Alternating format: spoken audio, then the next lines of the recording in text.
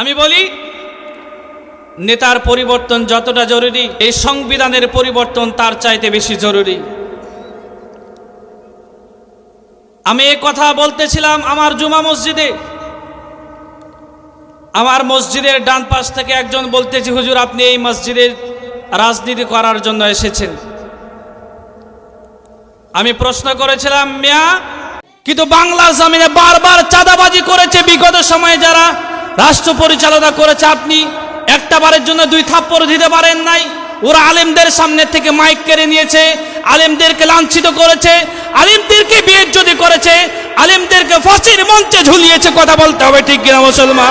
ধর্ষণে century করেছে, তাদের বিরুদ্ধে মঞ্চ ময়দান থেকে অবশ্যই কথা বলতে হবে, এটা আমাদের ইমানের দাবি। সময়ে ওই সংবিধান দিয়ে বাংলাদেশ আওয়ামী লীগ এদেশের মানুষকে শান্তি দিতে পারে নাই, ঠিক আছে না?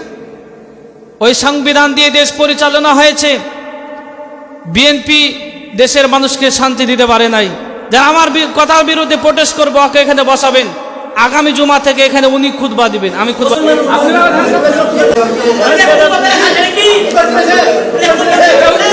আচ্ছা আচ্ছা, এই থামেন থামেন থামেন। আমি কি বলি শুনেন, আমি কি বলি আমার কথা তো আপনারা বুঝবেন নাকি? আমার কথাটা আপনারা বুঝবেন না?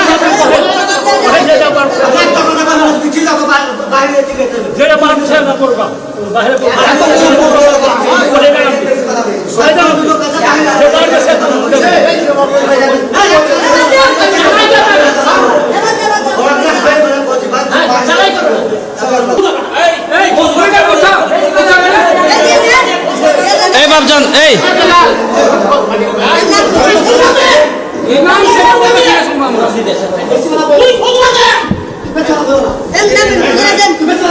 আচ্ছা আপনি আসেন,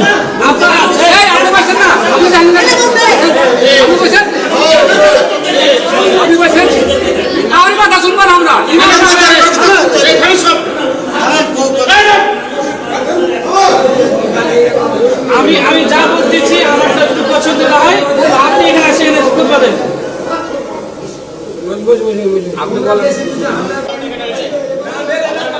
আচ্ছা চলুক চলুক, আপনি বসেন, আপনি বসেন, আপনি বসেন, ওটা থাক, ওটা থাক, আপনি বসেন, সবাই শান্ত হন, বসেন, আমি দেখতেছি। আর কেউ কোনো কথা বলবেন না। আমি কি বলছি আমার কথাটা আগে শুনেন। আই রিপিট, আমি আবার বলতেছি, আমার কথার যদি ভুল হয়, আমি যদি কোরআন বিরোধী কোনো কথা বলি, দাঁড়িয়ে আমাকে প্রোটেস্ট করবেন। কিন্তু আমি কি উদাহরণ দিচ্ছি, আমি কি বলতেছি, আমার কথা আগে মন দিয়ে শুনতে হবে। বারবার কিন্তু ষড়যন্ত্র করেছেন, ইতিপূর্বে অনেক ষড়যন্ত্র করা হয়েছে, আমাদের ওপর বিভিন্ন সময় বিভিন্ন কথা বলা হয়েছে, আমরা কিন্তু চুপ থেকেছি। আপনাদেরকে আমি ভালোবাসি, আমাকে আপনারাও ভালোবাসেন, অতএব আমি কি বলি আমার মন মাইন্ড আমার কথাটা বুঝতে হবে। আমি কি কোরআনের বাইরে কথা বলছি? আমি এই কথাটাই বুঝাচ্ছি,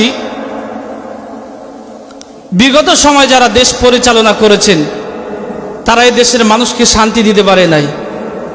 ওই ব্রিটিশদের মানব রচিত সংবিধান দিয়ে আগামীতে যদি হেফাজত দেশ পরিচালনা করেন, তাহলে কি হেফাজতে ইসলাম শান্তি দিতে পারবে? বলেন, পারবে না।